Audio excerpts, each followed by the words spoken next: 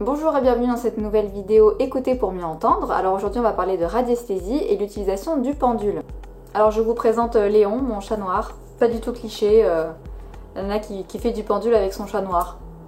Normal.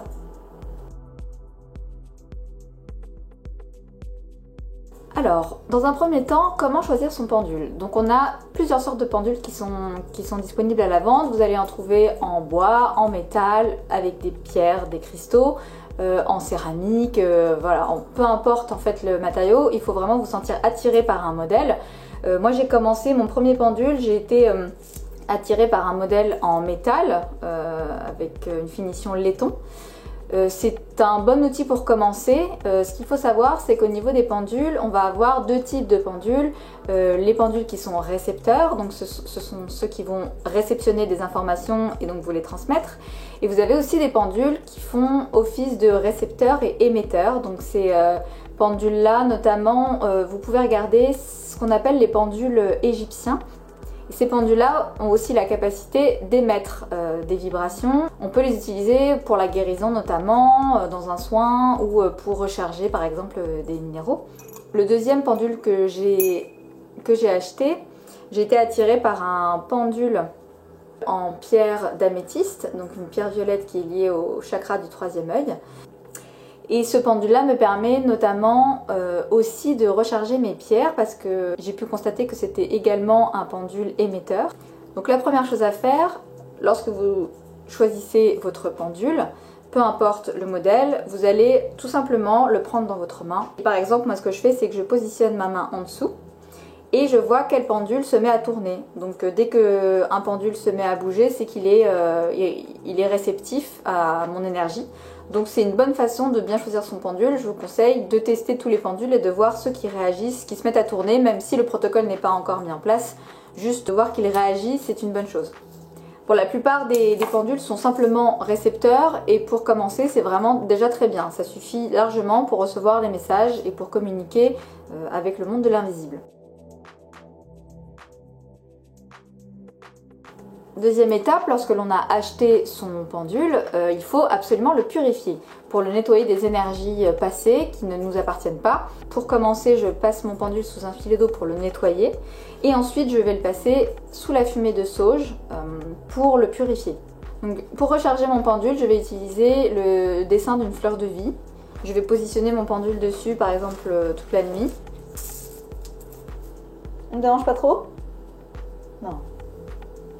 Sinon, vous avez la possibilité de poser aussi votre pendule dans une coquille Saint-Jacques. Donc cette forme aussi parfaite va recharger le pendule. Si c'est un pendule en pierre, positionnez la pierre, par exemple là pour l'améthyste, à la lumière de la lune par exemple, sur mon rebord de fenêtre pour le recharger. Et en général, ce que je fais, c'est que je porte le pendule sur moi toute la journée. Donc le pendule va se charger de mes énergies aussi. Et le soir en général, du coup, je le pose sur la fleur de vie qui se repose. Pour le moment ça fonctionne bien. Après chacun fait en fonction de son feeling et il peut tester différentes techniques pour recharger son pendule. Donc je vais vous expliquer comment tenir votre pendule dans votre main. Donc ça marche vraiment pareil pour tous. Ils ont plus ou moins une longueur différente au niveau de la chaîne. Donc il faut juste s'adapter. Moi je mets toujours la petite boule au bout dans le creux de ma main et je viens pincer avec mon index et mon pouce la chaîne et je l'utilise en général en plaçant au-dessus de ma main. Il est important d'avoir les pieds qui touchent le sol, donc qu'on soit debout ou assis, c'est important d'être ancré à la terre pour pouvoir bien réceptionner les messages par le haut. Si on est assis sur un lit où les pieds ne touchent pas le sol, en général ça brouille et on ne va pas avoir des réponses logiques. Donc c'est vraiment important d'avoir les pieds qui touchent le sol et ensuite on peut commencer à se positionner pour poser les questions. Donc on est assis, le dos bien droit, on va avoir sa main par exemple en dessous et le pendule suspendu au-dessus. Il faut juste avoir le bras détaché du corps et le poignet souple et juste ne plus bouger et laisser faire le mouvement de la vibration toute seule.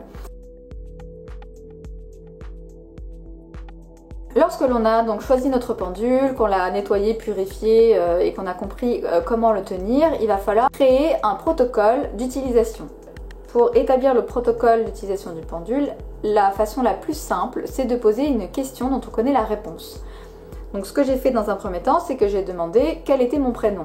Comme je connaissais la réponse, c'était assez facile. Donc je me positionne au-dessus, je détends le bras, je ne bouge plus, je laisse le pendule bouger tout seul et je demande « Est-ce que je m'appelle Nadia ?» Là, il se met à tourner dans le sens inverse des aiguilles d'une montre, qui correspond au oui pour moi. Ici, je lui demande « Est-ce que je m'appelle Roger ?» Il va naturellement tourner dans l'autre sens, donc il va me montrer le nom. Donc c'est ainsi qu'on a établi le protocole ensemble. Et ce protocole change vraiment en fonction des personnes. Ça peut être l'inverse pour quelqu'un d'autre, peu importe, il faut juste que ça fonctionne entre le pendule et vous.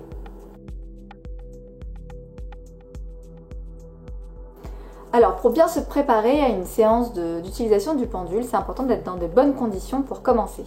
Déjà, l'idéal c'est de ne pas être fatigué, de ne pas être déprimé, de ne pas avoir bu d'alcool.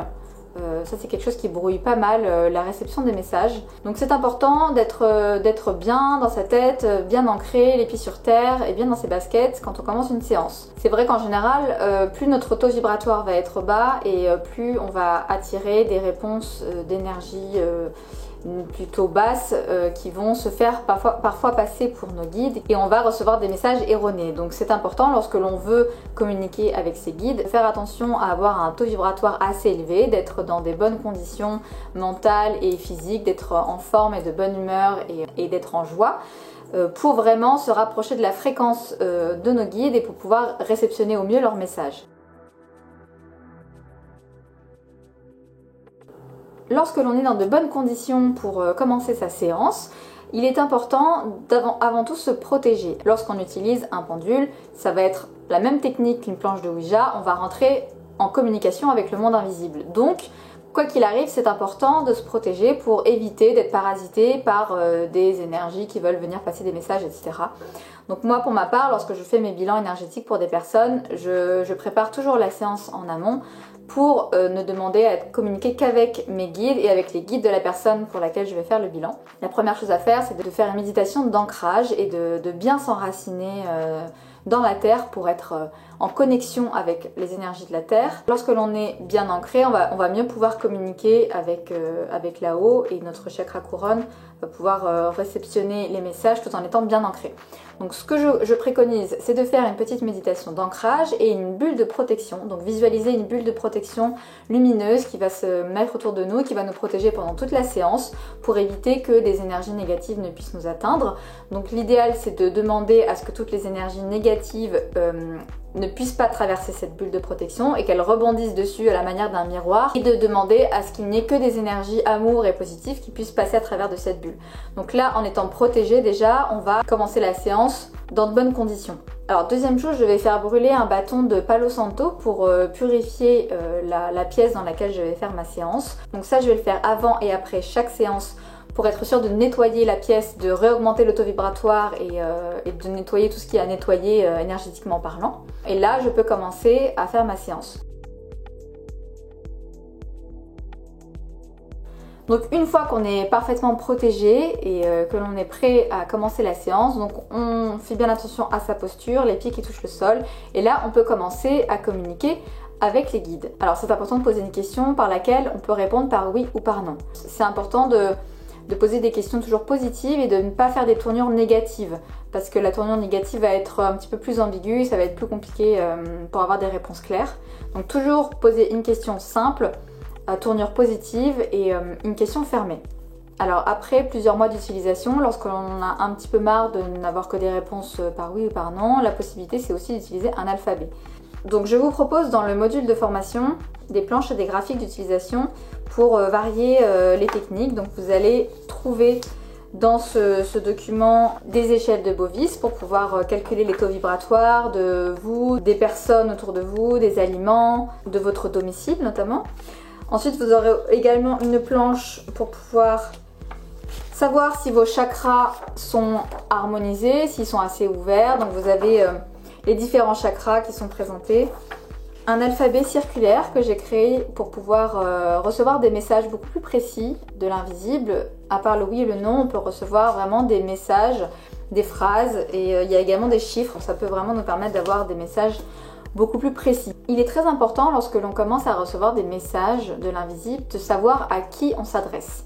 Donc parfois on peut penser s'adresser à notre guide et en fait ça n'est pas le cas. Donc pour ce faire, moi j'utilise un graphique que vous pouvez trouver dans mon module de formation et ce graphique va permettre de savoir quelle est l'identité de mon interlocuteur. Donc je peux savoir si c'est un défunt, si c'est un de mes guides, si c'est plutôt une entité du bas astral, si c'est une présence des plans supérieurs comme un ange ou un archange. Donc ça me permet vraiment de savoir qui est-ce qui m'envoie des messages et je peux du coup noter les informations en fonction de l'identité de l'interlocuteur. Alors ce qu'il est important de savoir, c'est que comme je l'ai dit précédemment, lorsqu'on utilise le pendule, c'est comme si on utilisait une planche de Ouija. Donc on va vraiment rentrer en communication avec l'invisible et on ne peut pas savoir forcément avec qui on va communiquer.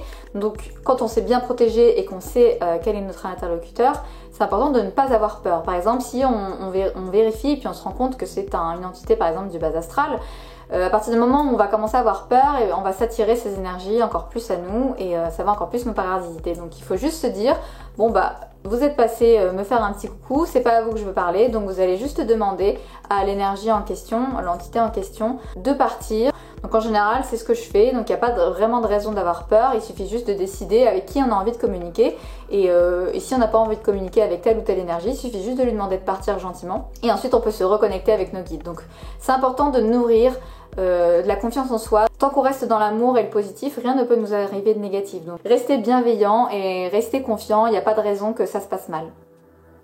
J'espère que cette vidéo vous aura été utile pour comprendre l'utilisation du pendule. Si vous voulez aller plus loin et vous souhaitez utiliser vraiment le pendule à des fins personnelles au quotidien, je vous invite vraiment à télécharger mon module de formation que vous pourrez trouver dans la barre d'infos. Vous aurez le lien vers mon site internet qui vous explique ce que vous trouverez dans ce module de formation. Avant de terminer cette vidéo, je voulais en profiter pour passer un petit message. Lorsque je fais des bilans énergétiques pour des personnes qui me consultent, je reçois souvent les mêmes messages des guides. Et c'est vrai que je pense que c'est important de le communiquer parce que ça commence à devenir vraiment répétitif. Les guides nous demandent vraiment de faire attention à notre alimentation et à notre santé. C'est vraiment important que l'on augmente tous notre taux vibratoire et que l'on soit en bonne santé. Il y a 3 messages qui ressortent tout le temps en ce moment. Je me dis que c'est important de le communiquer à tous parce que ça fonctionne en fait pour l'ensemble de l'humanité. Le premier message, c'est manger bio. Donc manger des fruits et légumes biologiques, ça a l'air d'être vraiment quelque chose de très important. Éviter au maximum les pesticides qui vont vraiment réduire notre taux vibratoire et nous affaiblir au quotidien et nous créer des maladies. Donc je vous conseille vraiment d'appliquer ce conseil-là. Le deuxième conseil des guides au niveau de l'alimentation, ça va être d'arrêter de manger de la viande et des produits laitiers. Malheureusement, à force de trop manger de produits laitiers qui sont des colles intestinales et qui sont très mauvaises pour notre microbiote intestinal, et manger de la viande qui au final est très acidifiant et peut nous créer des maladies, notamment auto-immunes, c'est important de réduire sa consommation de viande et de produits laitiers au maximum pour être en meilleure santé. Enfin, le troisième conseil des guides, alors c'est un livre qui nous demande de lire. C'est un livre que j'ai lu parce que mes guides m'ont guidé vers cet ouvrage-là et vers cet auteur. Le livre s'appelle Medical Medium, qui a été écrit par Anthony Williams. Alors ce livre a vraiment changé ma façon de concevoir l'alimentation et m'a beaucoup aidé pour ma santé personnelle. Donc je conseille vraiment à tout le monde de lire ce livre et de comprendre qu'en fait l'alimentation est très importante pour soigner des maladies.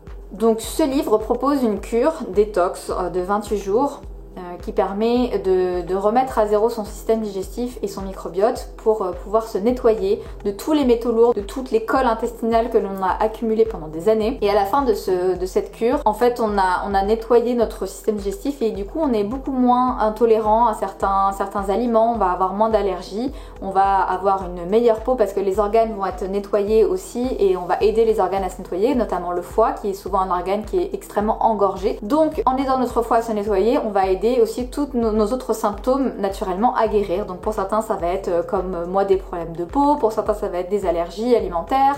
Et les guides conseillent vraiment à chaque fois de lire cet ouvrage et de comprendre que l'alimentation est extrêmement importante pour notre santé. Donc j'espère que ces messages vous parleront et que ça vous donnera envie d'aller plus loin et d'avoir vos propres messages aussi de la part de vos guides. Merci beaucoup d'avoir regardé cette vidéo, j'espère qu'elle vous aura apporté des informations supplémentaires pour pouvoir communiquer avec vos guides et utiliser votre pendule en toute sécurité. Je vous dis à très bientôt pour une prochaine vidéo.